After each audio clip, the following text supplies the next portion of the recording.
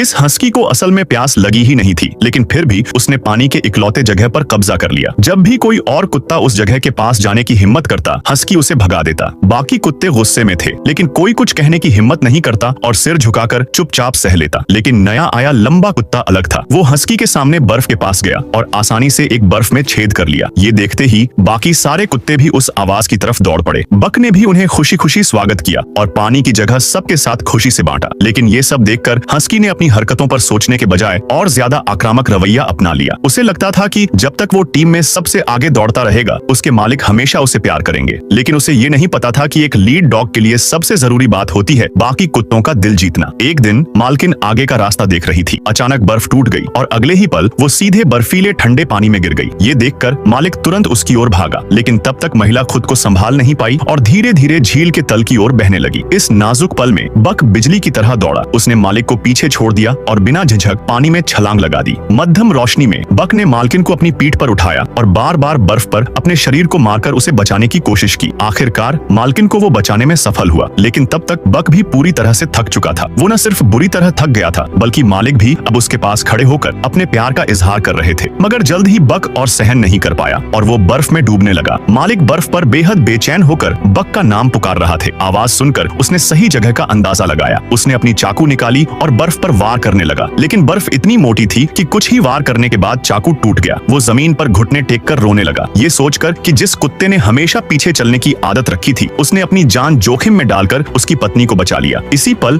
उसने देखा कि कोई उसे एक औजार पकड़ा रहा था। उसने बिना कुछ सोचे उसे पकड़ लिया और फिर से बर्फ को काटना शुरू कर दिया। लेकिन अचानक उसे कुछ महसूस हुआ। मुड़कर देखा तो पाया कि उसे छड़ी पकड़ाने वाला और कोई नहीं बल्कि खुद बक था, जिसे वो लगातार याद कर रहा था। बक को अपने मालिक के करीब देखकर पास खड़ा हस्की इतना गुस्से में था कि उसके कान तक मुड़ गए।